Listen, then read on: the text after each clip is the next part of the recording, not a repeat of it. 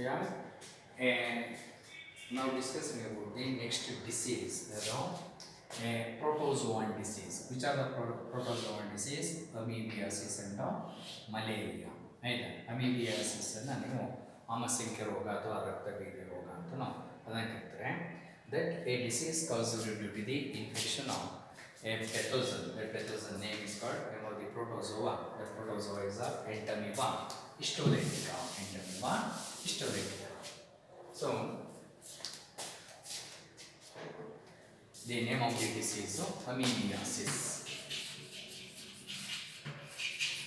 Amoebiasis. Then causative organism ಅಥವಾ name of the organism Entamoeba. Entamoeba histolytica. Histolytica is the one of the protozoa cause the amoebiasis disease. Then mode of transmission through the contaminated air. Contaminated water. Contaminated water.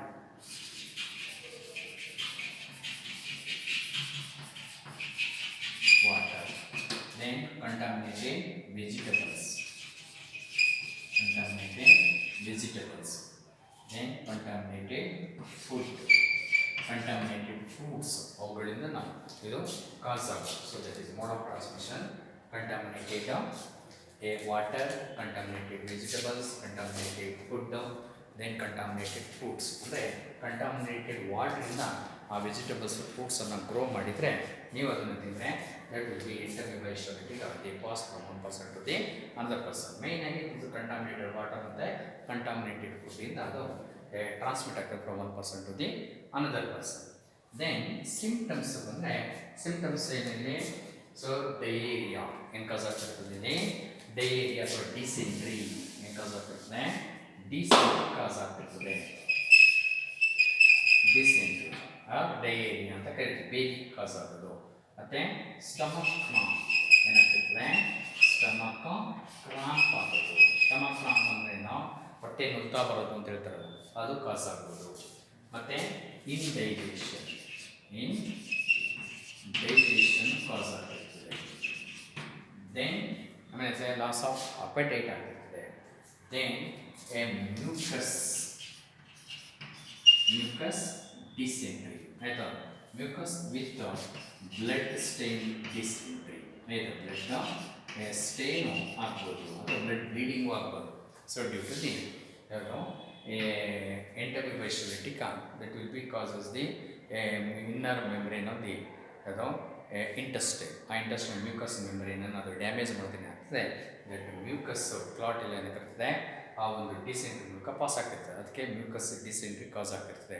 ಮತ್ತು ಆ ಒಂದು intestinal wall ಏನೋ damage ಆಗೋದ್ರಿಂದ ಅದರ bleeding ಕಾಸ್ ಆಗ್ತದೆ. Blood ಸ್ಟೇನುವೆ ಆ ಒಂದು dysentery ಜೊತೆ ಪಾಸ್ ಆಗ್ತದೆ. ಅದಕ್ಕೆ ಇದನ್ನು ರಕ್ತಭೇದಿ ರೋಗ ಅಂತಲೇ ಕರೆಯೋದು.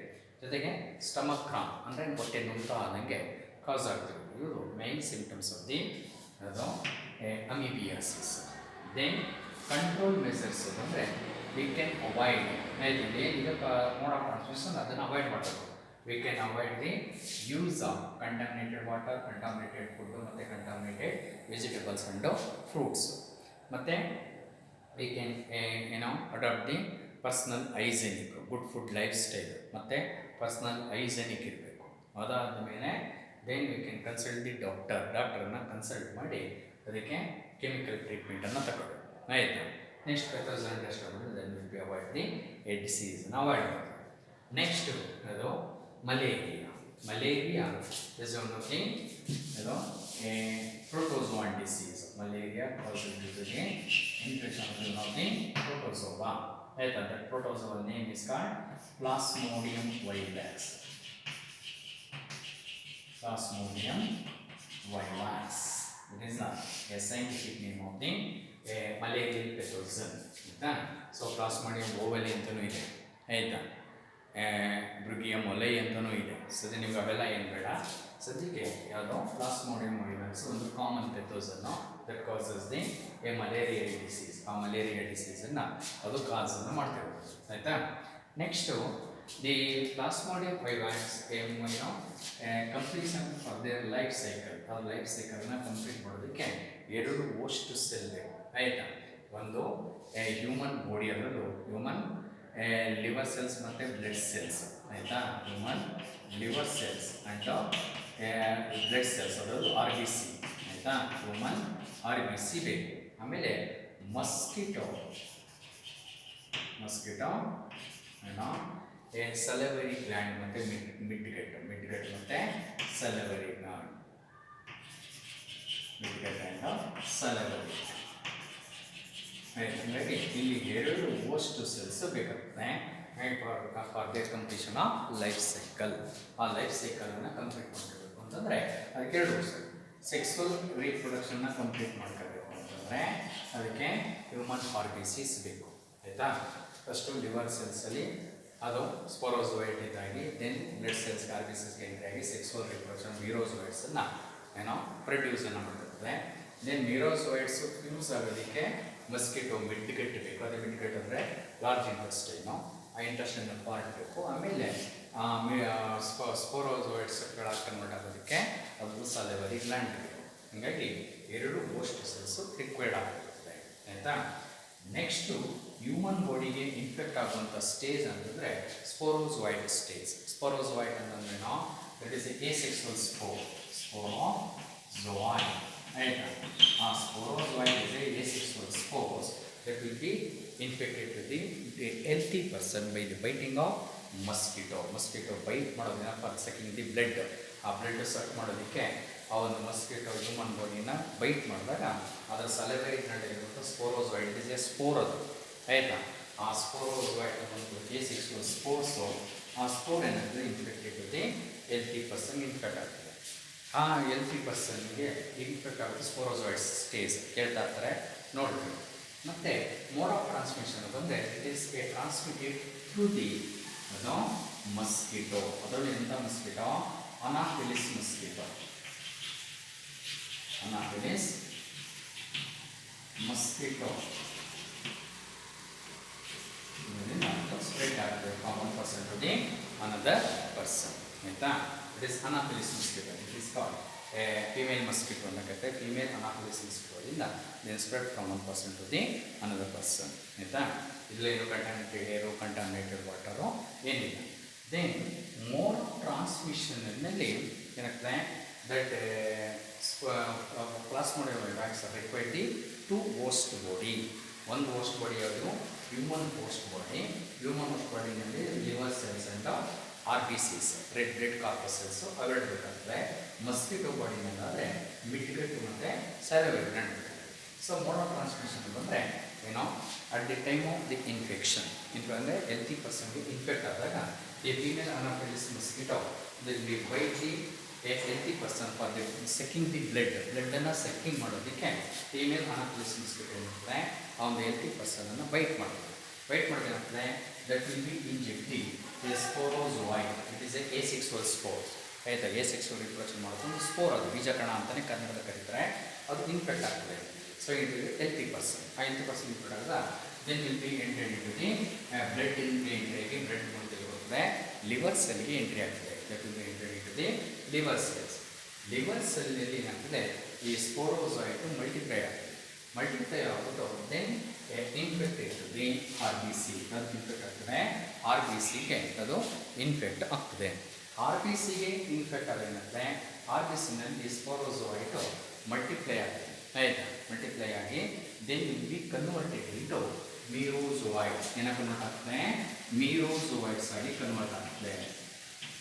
ಮೀರೋಜೋಯಿಡ್ಸ್ of the gametes. Merozoites of the gametes. They are liver ಸೆಲ್ಸಿಂದ ಸ್ಪೋರೋಜೋಯಿಡ್ ಫಸ್ಟು ಬ್ಲಡ್ಗೆ ಎಂಟ್ರಿಯಾಗಿ ಬ್ಲಡ್ಡಿಂದ ಲಿವರ್ ಸೆಲ್ಸ್ ಹೋಗ್ತದೆ.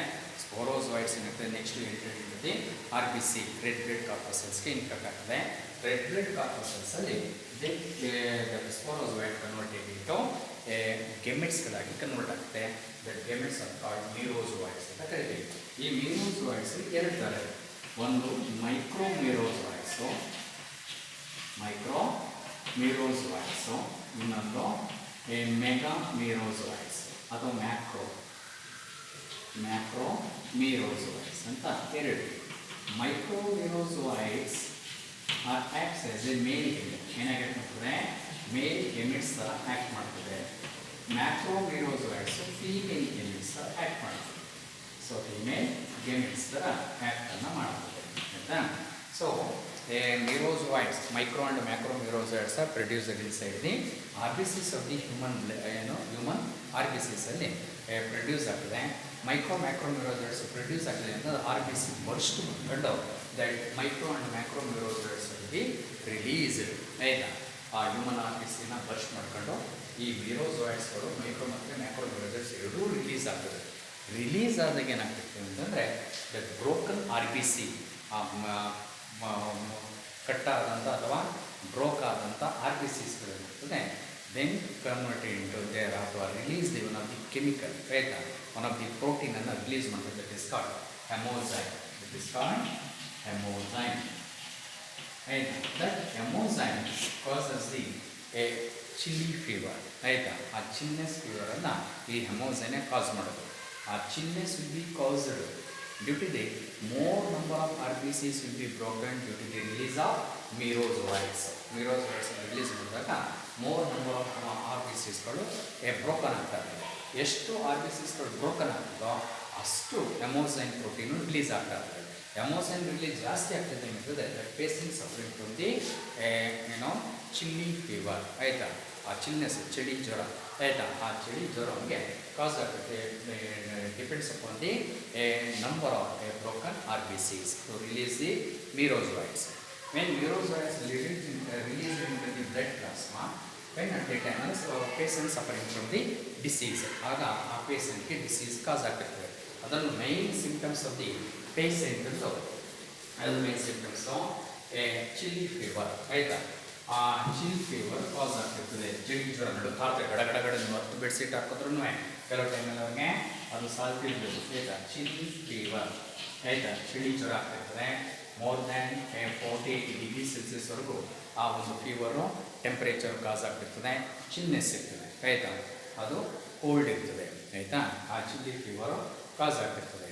ಅದಾದಮೇಲೆ ಸಮ್ಟೈಮ್ಸ್ ನಿಮಗೆ ಲಿವರ್ ಸಿರೋಸಿಸ್ ಕಾಸ್ ಆಗ್ತದೆ. ಲಿವರ್ ಸಿರೋಸಿಸ್ ಅಂದರೆ ಆ ಲಿವರ್ ಸೆಲ್ಸು ಬ್ರೋಕ್ ಆಗಿ ಸ್ಪೋರೋಜಾಯ್ಡ್ಸನ್ನು ರಿಲೀಸ್ ಮಾಡಿ ಸ್ಪೋರೋಜಾಯ್ಡ್ಸ್ ಏನಾಗ್ತದೆ RBCಗೆ ಎಂಟ್ರಿ ಆಗೋದಕ್ಕೆ ಆ ಲಿವರ್ ಸೆಲ್ಸನ್ನು ಬ್ರೇಕ್ ಮಾಡಿಕೊಂಡು ಆ ಸ್ಪೋರೋಜಾಯ್ಡ್ಸು RBCಗೆ ಎಂಟ್ರಿ ಆಗೋದ್ರಿಂದ ಏನಾಗ್ತದೆ ಲಿವರ್ ಸಿರೋಸಿಸು ಕಾಸ್ ಆಗ್ತದೆ. ದಟ್ ಲೀಡ್ಸ್ ಟು ದಿ ಜಾಂಡೀಸನ್ನು ಲೀಡ್ ಮಾಡ್ಬೋದು ಆಯಿತಾ. ಅದಾದಮೇಲೆ ಏನಾಗ್ತಿರ್ತದೆ ಅವ್ರಿಗೆ ಅದು ಸ್ಟಮಕ್ ಪೇಯ್ನು ಬರ್ಬೋದು ಆಯಿತಾ. ಮತ್ತು ಲಾಸ್ ಆಫ್ ಅಪೆಟೈಟ್ ಕಾಸ್ ಆಗ್ಬೋದು. ಇವೆಲ್ಲ ಅದು main symptoms of the malarial patient ಆಯಿತಾ. ನೆಕ್ಸ್ಟು ಕಂಟ್ರೋಲ್ ಸ್ಪೋರೋಜಾಯ್ಡ್ಸ್ ಅದಾಯಿತು. ನೆಕ್ಸ್ಟು ಅದು ಹೆಮೋಸೈನ್ ಪ್ರೋಟೀನು ರಿಲೀಸ್ ಆಗೋದ್ರಿಂದ ಚಿಲ್ಲಿ ಫೀವರ್ ಕಾಸ್ ಆಗ್ತದೆ. ಆ ಸಿಂಪ್ಟಮ್ಸ್ಗಳೆಲ್ಲ ಬರ್ತಿರ್ತದೆ. ಅದಾದಮೇಲೆ ಆಗ್ತದೆ ಡ್ಯೂರಿಂಗ್ ದಟ್ ಆ ಮಿರೋಜಾಯ್ಡ್ಸ್ ರಿಲೀಸ್ ಆದಾಗ ಮಸ್ಕಿಟೋ ಬೈಟ್ ದಿ ಡಿಸೀಸಿಕ್ ಪರ್ಸನನ್ನು ಮಸ್ಕಿಟೋ ಬೈಟ್ ಮಾಡ್ತಾರೆ. ಅದು ಪರ್ಪಸ್ ಏನು ಓನ್ಲಿ ಸೆಕಿಂಗ್ ದಿ ಬ್ಲಡ್ಡನ್ನು ಸಕ್ ಮಾಡೋದಕ್ಕೋಸ್ಕರನೇ ಅದು ಬೈಟ್ ಮಾಡೋದು. ಯಾರನ್ನ ಹೆಲ್ತಿ ಪರ್ಸನ್ನು ಬೈಟ್ ಮಾಡೋದು, ಅದಕ್ಕೇ ಡಿಸೀಸಿಕ್ ಪರ್ಸನ್ನು ಬೈಟ್ ಮಾಡೋದು ಅಷ್ಟಕ್ಕೇ ಅದು ಆಯಿತಾ. ನೆಕ್ಸ್ಟ್ ಈಗ ಹೆಲ್ತಿ ಪರ್ಸನನ್ನು ಬೈಟ್ ಮಾಡಿದಾಗ ಸ್ಪೋರೋಜಾಯ್ಡ್ ಹೆಲ್ತಿ ಪರ್ಸನ್ಗೆ ಎಂಟ್ರಿ ಆಯಿತು. ಆ ಹೆಲ್ತಿ ಪರ್ಸನಲ್ಲಿ ಲಿವರ್ಗೆ ಹೋಗ್ಬಿಟ್ಟು ಸ್ಪೋರೋಜಾಯ್ಡ್ ತಿರ್ಗಿ ಬ್ಲಡ್ ಸೆಲ್ಸ್ RBCs ಬಂದು ಆ ಸ್ಪೋರೋಜಾಯ್ಡ್ಸ್ಗಳೇನಾಗ್ತದೆ ಗೆಮೆಟ್ಸ್ಗಳಾಗಿ ಮಿರೋಜಾಯ್ಡ್ಸ್ಗಳಾಗಿ ಕನ್ವರ್ಟ್ ಆಗ್ತದೆ. ಮಿರೋಜಾಯ್ಡ್ಸು RBCs ಬ್ರೋಕ್ ಮಾಡ್ಕೊಂಡು ಹೆಮೋಸೈನ್ ಪ್ರೋಟೀನ್ ಇತ್ತು ಮಿರೋಜಾಯ್ಡ್ಸ್ ರಿಲೀಸ್ ಆಗ್ತದೆ. They are the 2 kinds of merozoites ಇದೆ. ಒಂದು ಮ್ಯಾಕ್ರೋ ಮತ್ತು ಮೈಕ್ರೋ ಮಿರೋಜಾಯ್ಡ್ಸ್ಗಳೇನಾಗ್ತಿರುತ್ತೆ ಫೀಮೇಲ್ ಗೆಮೆಟ್ ಥರ ಆಗ್ತದೆ. ಮೈಕ್ರೋ ಮಿರೋಜಾಯ್ಡ್ಸು ಮೇಲ್ ಗೆಮೆಟ್ ಇರ್ತದೆ. ಬಟ್ ಮಸ್ಕಿಟೋ ಇರ್ತದೆ. ಆಗ ಅವನಿಗೆ ಆ ಎಮೋಸನ್ ರಿಲೀಸ್ ಆದಾಗೆ ಅವನಿಗೆ ಬಾಡಿನಲ್ಲಿ ಸಿಂಪ್ಟಮ್ಸು ಅಪೇರ್ ಆಗೋಕ್ಕೆ ಸ್ಟಾರ್ಟ್ ಆಗ್ತಾ ಹೋಗ್ತಿರ್ತದೆ. ಸೊ ಡಿಸೀಸಿಕ್ ಪರ್ಸನನ್ನು ಮಸ್ಕಿಟೋ ಬೈಟ್ ಮಾಡೋದಕ್ಕಾಗ್ತದೆ. That will be suck the ಅದು ಮಿರೋಜಾಯ್ಡ್ಸನ್ನು ಬ್ಲಡ್ ಜೊತೆಯಲ್ಲಿ ಸಕ್ ಮಾಡ್ತಿರ್ತದೆ. That merozoites entered into the ಎಲ್ಲಿಗೆ ಎಂಟ್ರಿ ಆಗ್ತದೆ ದಟ್ ಇಸ್ ಕಾಲ್ಡ್ ಮಿಡ್ಗೆಟ್ಗೆ ಎಂಟ್ರಿ ಆಗ್ತದೆ.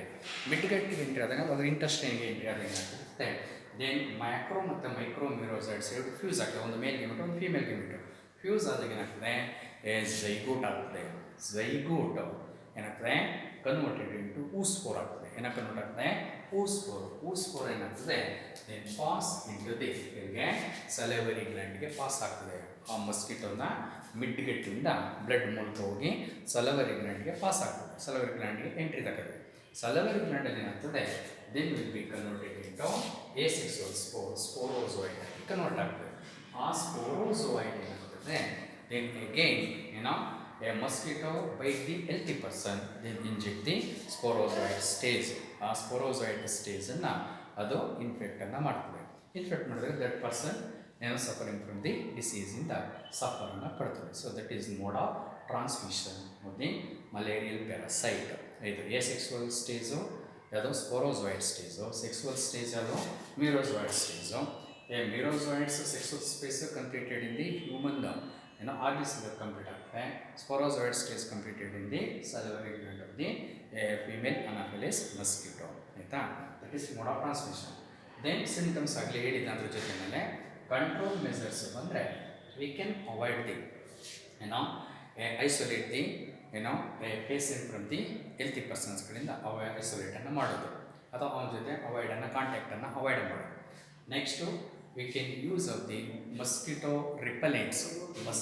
ರಿಪಲೆಂಟ್ಸ್ಗಳನ್ನು ಯೂಸನ್ನು ಮಾಡೋದು. ಮಸ್ಕಿಟೋ ರಿಪಲೆಂಟ್ ಯಾವುದೋ ಮಸ್ಕಿಟೋಗಳನ್ನು ಸಾಯಿಸುವಂಥದ್ದು.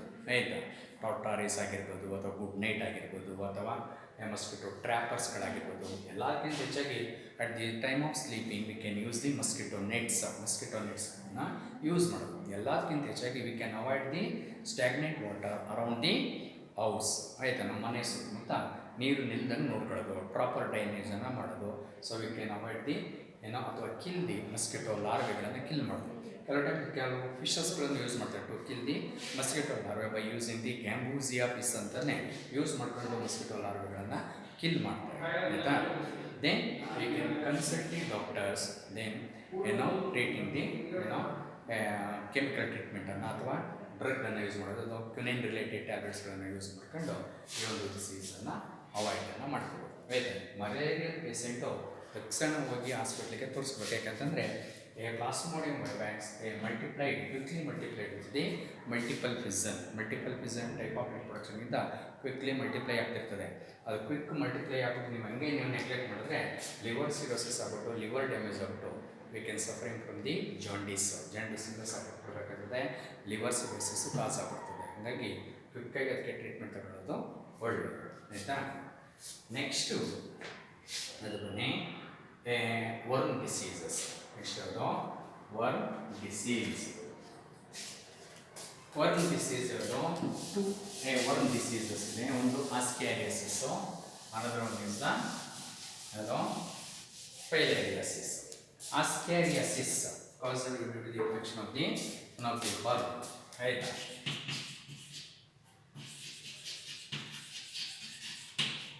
ಆಸ್ಕ್ಯಾರಿಯಾಸಿಸ್ ಇದನ್ನು ಜಂತುಹುಳ ರೋಗ ಅಂತಲೇ ಕರೆಯೋದು, ವರ್ಮ್ ಡಿಸಾರ್ಡರ್ ಇದು. Next caused organism Ascaris lumbricoides. Common cause round worm ಅಂತ ಕರೀತಾರೆ. ಇದನ್ನು ಏನು ಕರೀತಾರೆ? ರೌಂಡ್ ವರ್ಮ್, ಜಂತುಹುಳ ರೋಗ. ಆಯಿತಾ, ಸೊ ಮೋಡ್ ಆಫ್ ಟ್ರಾನ್ಸ್ಮಿಷನ್ ಬಂದರೆ ಕಂಟಾಮಿನೇಟೆಡ್ ಸಾಯಿಲ್,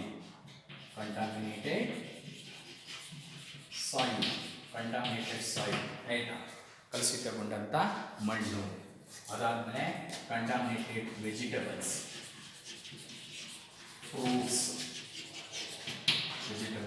ಮತ್ತು ಫ್ರೂಟ್ಸಿಂದ ಈ ಒಂದು ಇದು ಆಸ್ಕ್ಯಾರಿಸ್ ವರ್ಮ್ ವಿಲ್ ಬಿ 1%. ಯಾಕಂದರೆ ಕಂಟಾಮಿನೇಟೆಡ್ ಸಾಯಿಲ್, ಅದರಲ್ಲೂ ಚೈಲ್ಡ್ಹುಡ್ ಸ್ಟೇಜಲ್ಲಿ ಹೆಚ್ಚು ಕಮ್ಮಿ ಎಲ್ಲರಿಗೂ ಈ ಡಿಸೀಸು ಬಂದಿರ್ತದೆ. ಯಾಕೆ ಅಂತಂದರೆ ಚೈಲ್ಡ್ಹುಡ್ ಸ್ಟೇಜಲ್ಲಿ ಅವಾಗೆಲ್ಲ ಈ ಬಿಡಿಗೆಲ್ಲ ಹೈಜೆನಿಕ್ ಇರೋದ್ರಿಂದ, ಮತ್ತು ಮಾಡರ್ನೈಸ್ ಅಂದರೆ ಯಾವ ಮಕ್ಕಳುಗಳು ಮಣ್ಣಿಗೆ ಆಟ ಆಡೋದಕ್ಕೆ ಹೋಗೋದಿಲ್ಲ. ಮೊದಲೆಲ್ಲ ಮಕ್ಕಳುಗಳು ಹತ್ರ ಕರೆದ್ರೆ ಏನು ಮಾಡ್ತಿದ್ರು ಅಂದರೆ ಓಕೆ ಒಂದು ಬೆಲ್ಲನೋ ಕೊಬ್ಬರಿ ಬೆಲ್ಲನೋ ಕೊಟ್ಬಿಟ್ಟು ಮಣ್ಣಲ್ಲಿ ಆಟ ಆಡೋದು. ಅದರಲ್ಲೂ ಮಳೆಗಾಲದಲ್ಲಿ ಕಪ್ಪೆ ಗೂಡು ಕಟ್ಕೊಂಡು ಮಣ್ಣಲ್ಲಿ ಆಟ ಆಡೋದಕ್ಕೆ ಹೋಗ್ತಿದ್ದೋ. ಅವೇನು ಮಾಡ್ತಿದ್ದೋ, ಬೆಲ್ಲ ತಿನ್ನುವಾಗ ಏನಾಗ್ತಿತ್ತೋ, ಆ ಬೆಲ್ಲನ ತಿಂದ್ಬಿಟ್ಟು ಸ್ವಲ್ಪ ಜೋಬಲ್ಲಿ ಇಟ್ಕೊಳ್ಳೋದು, ಆ ಮಣ್ಣಲ್ಲಿ ಆಟ ಆಡ್ತಿರೋದು. ಅದು ಅಂಟಿರ್ತದಲ್ಲ, ಆ ಜಾಗಿರಿ ಹಿಂಟು, ಆ ಹಂಟು ಎದುರಿಗೆ ಅದನ್ನೇ ಸ್ವೀಟ್ ಟೇಸ್ಟ್ಗೆ ಅದನ್ನು ಉಪ್ಕೊಳ್ಳೋದು. ಇದೆಲ್ಲ ಮಾಡ್ಕೊಂಡು ಏನಾಗ್ತಿರ್ತದೆ, ಆ ಕಂಟಾಮಿನೇಟೆಡ್ ಸಾಯಿಲ್ ಇರೋಂಥ ಆ ಒಂದು ವರ್ಮ್, ಅದು ರೌಂಡ್ ವರ್ಮ್ ಸಿಸ್ಟ್ಗಳು ಅದೇನಾಗ್ತದೆ ಡೈಜೆಸ್ಟಿವ್ ಸಿಸ್ಟಮ್ಗೆ ಇನ್ಫೆಕ್ಟ್ ಆಗಿಬಿಟ್ಟು ಈ ಒಂದು ವರ್ಮ್ ಡಿಸೀಸ್, ಜಂತುಹುಳ ರೋಗ ಅಂತಲೇ ಕರೀತಾರೆ. ಈಗಲೂ ಮಕ್ಕಳುಗಳು ಸಾಮಾನ್ಯವಾಗಿ ಮಕ್ಕಳುಗಳಿಗೆ ಈ ರೋಗ ಇದ್ದೇ ಇರ್ತದೆ. ಆ ಟಾಯ್ಲೆಟ್ ಮೂಲಕ ವರ್ಮ್ಗಳು ಪಾಸ್ ಆಗ್ತಿರ್ತವೆ. ಆಯಿತಾ. ಅದು ಕಂಟಾಮಿನೇಟೆಡ್ ಸಾಯಿಲ್, ಕಂಟಾಮಿನೇಟೆಡ್ ವೆಜಿಟೇಬಲ್ಸ್ ಮತ್ತು ಕಂಟಾಮಿನೇಟೆಡ್ ಆ ಕಲುಷಿತಗೊಂಡಂಥ ನೀರಿನಿಂದನೂ ಬೆಳೆದಿದ್ರೆ ಅದರಿಂದ ನಮಗೆ ಆ ಒಂದು ಫ್ರೂಟ್ಸು ವೆಜಿಟೇಬಲ್ಸಿಂದನೂ ಸ್ಪ್ರೆಡ್ ಆಗ್ಬೋದು. ಮತ್ತು ಸಿಂಪ್ಟಮ್ಸ್ ಬಂದರೆ ಅದು ಅನೀಮಿಯಾ, ಆಯಿತಾ. ಮೇಯ್ನಾಗಿ ಅನೀಮಿಯಾ ಕಾಸ್ ಆಗ್ತಿರ್ತದೆ, ಆಯಿತಾ. ಬ್ಲಡ್ RBCs ಕಂಟೆಂಟು ಕಡಿಮೆ ಆಗ್ಬೋದು, ಹಿಮೋಗ್ಲೋಬಿನ್ ಪಿಗ್ಮೆಂಟು, ಆಯಿತಾ. ಅನೇಮಿಕ್ ಕಾಸ್ ಆಗೋದು, ಇಂಡೈಜೆಷನ್ ಕಾಸ್ ಆಗೋದು, ಆಯಿತಾ. ಇಂಡೈಜೆಷನ್, ಆಮೇಲೆ ಸ್ಟಮಕ್ ಪೇನ್ ಕಾಸ್ ಆಗೋದು, ಮತ್ತು ನೇಸಲ್ ಅಂತೀನಿ ಏನಲ್ ಇರಿಟೇಷನ್, ಅದು ಏನಲ್ ಇರಿಟೇಷನ್ ಕಾಸ್ ಆಗೋದು, ಮತ್ತು ಸ್ಟಮಕ್ ಪೇನು ಕಾಸ್ ಆಗೋದು. ಇದು ಮೈನ್ ಸಿಂಪ್ಟಮ್ಸ್ ಆಫ್ ದಿ ಅದು ಆಸ್ಕ್ಯಾರಿಯಾಸಿಸ್. ನೆಕ್ಸ್ಟು ಕಂಟ್ರೋಲ್ ಮೆಸರ್ಸ್ ಬಂತು ಅಂದರೆ we can avoid the good food lifes, ಅಂದರೆ ಕಂಟಾಮಿನೇಟೆಡ್ ಏರು ಮತ್ತು ಕಂಟಾಮಿನೇಟೆಡ್ ಫುಡ್ಡನ್ನು ಅವಾಯ್ಡನ್ನು ಮಾಡಬೇಕು. ಅಂದರೆ ಪರ್ಸ್ನಲ್ ಹೈಜೆನಿಕ್ ಇರಬೇಕು, ಗುಡ್ ಫುಡ್ಡು ಹ್ಯಾಬಿಟ್ ಆಡೋದು, ಗುಡ್ ಫುಡ್ ಲೈಫ್ ಸ್ಟೈಲು ಇರಬೇಕು. ಮತ್ತು ಅದೇನಾದ್ರು ಬಂದಿದ್ರೆ ಡಿಸೀಸು ನಿಮಗೆ ಏನು ಮಾಡೋದು, ಆ ಒಂದು ಡಾಕ್ಟರ್ನ ಕನ್ಸಲ್ಟ್ ಮಾಡಿ ಆಲ್ಬೆಂಡಾಜಾಲ್ ಅಂತ ಒಂದು ಟ್ಯಾಬ್ಲೆಟ್ಸ್ ಇದೆ, 6 months once ವೀಕ್ಲಿ ಅಂದರೆ ಇಯರ್ಲಿ ಟ್ವೈಸು ಅಥವಾ 6 months once ಆ ಟ್ಯಾಬ್ಲೆಟ್ಸನ್ನು ಯೂಸ್ ಮಾಡೋದ್ರಿಂದ ಈ ಒಂದು ಡಿಸೀಸನ್ನು ಅವಾಯ್ಡನ್ನು ಮಾಡಬೇಕು, ಆಯಿತಾ. ಪ್ಲೀಸ್ ಅದು ಆಸ್ಕ್ಯಾರಿಸ್ ಡಿಸೀಸ್. ನೆಕ್ಸ್ಟ್ ಇರೋದು ಪೈಲೇರಿಯಾಸಿಸ್.